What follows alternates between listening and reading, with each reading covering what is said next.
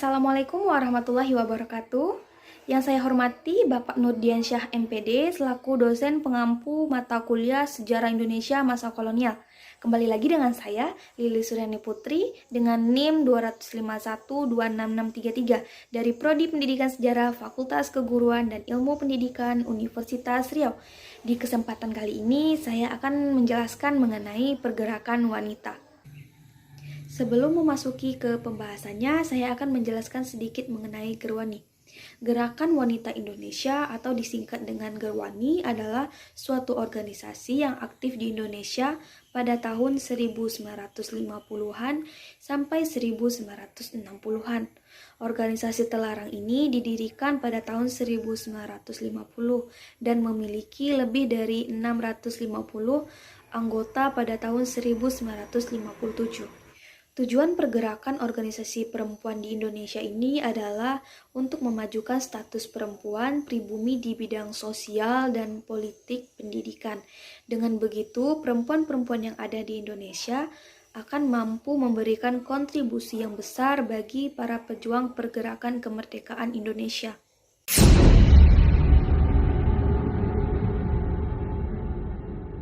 Gerwani ini dilatar belakangi oleh banyaknya gerakan wanita dalam masalah politik dan perlawanan terhadap penjajahan.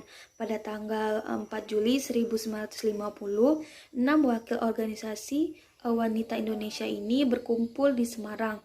Keenam wakil tersebut berasal dari organisasi yang pertama, Rukun Putri Indonesia atau disingkat dengan Rupindo, yang kedua Persatuan Wanita Sedar dari Surabaya, yang ketiga Istri Sedar dari Bandung, yang keempat Gerakan Wanita Indonesia atau Gerwindo dari Kediri, yang kelima Wanita Madura dari Madura, dan yang terakhir yaitu Perjuangan Putri Republik Indonesia. Lalu, keenam wakil tersebut bersepakat untuk melebur dan mendirikan Gerakan Wanita Sedar atau disingkat dengan Gerwis. Nama Gerwis kemudian diubah menjadi Gerakan Wanita Indonesia atau Gerwani, dengan ketua terpilih yaitu Umi Serjono pada tahun 1954 dalam Kongres ketiga di Jakarta. Gerwani ini merupakan organisasi wanita terbesar pada masa tersebut dan memiliki ideologi, tujuan serta gerakan yang bersifat feminisme, misalnya mendorong perubahan undang-undang perwakilan yang dianggap tidak adil terhadap wanita. Gerwani secara aktif juga memberikan kursus penyadaran terhadap hak-hak perempuan dalam perkawinan. Selain itu, Gerwani juga dikenal memiliki keterlibatan dengan Partai Komunis Indonesia atau PKI.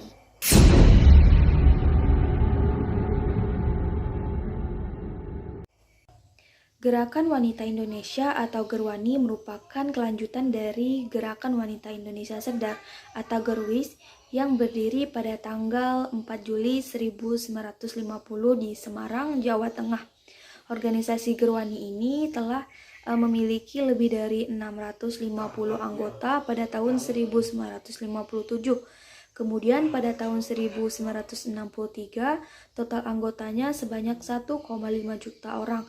Lalu pada tahun 1965, Gerwani telah memiliki sebanyak 3 juta anggota. Akan tetapi setelah Soeharto menjabat sebagai presiden, keberadaan Gerwani ini dilarang oleh Presiden Soeharto.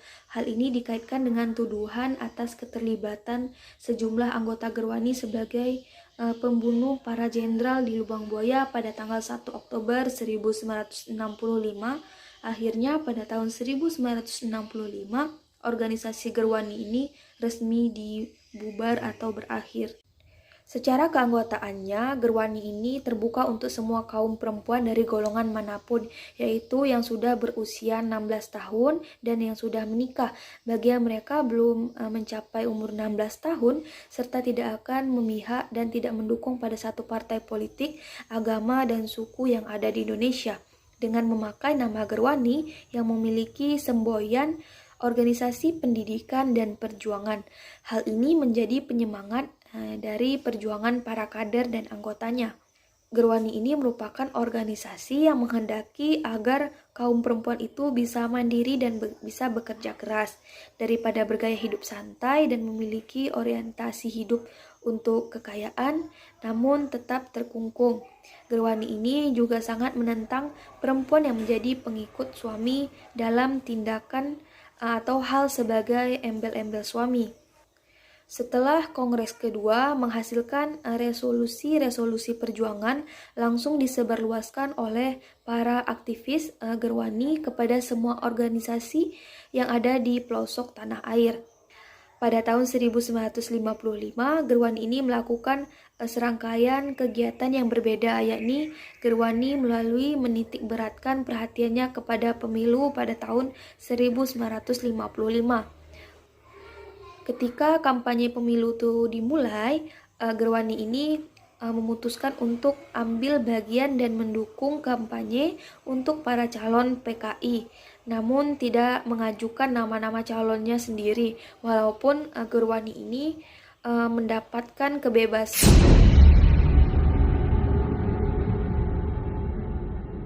Gerwani seringkali mendesak dan menuntut pemerintah dengan cara melakukan aksi-aksi maksa.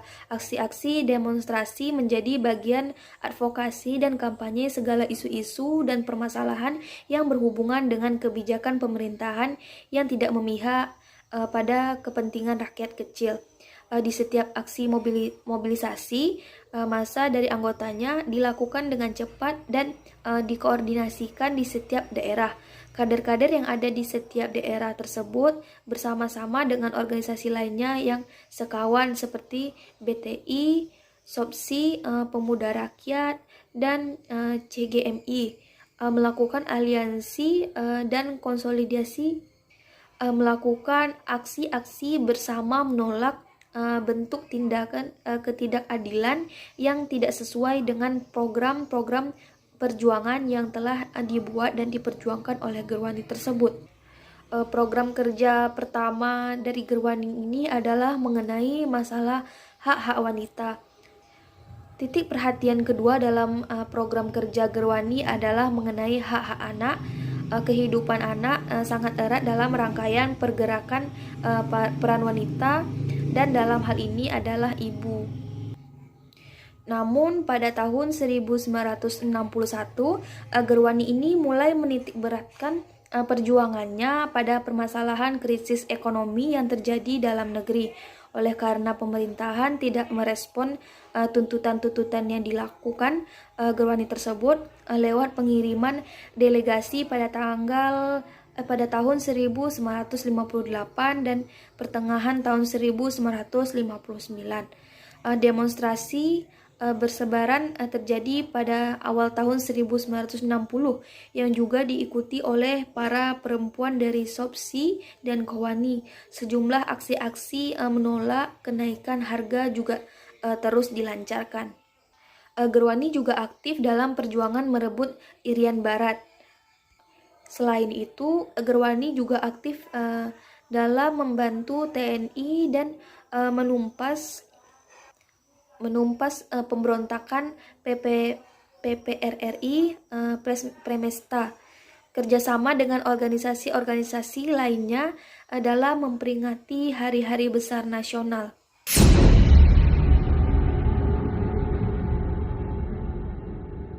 Tuduhan pun dilempar kepada para anggota Gerwani yang tertulis dalam koran Berita Yuda di Angkatan Bersenjata. Dalam koran tersebut disebutkan bahwa nama pelaku dari anggota pelaku tersebut yaitu Jamilah Fainah.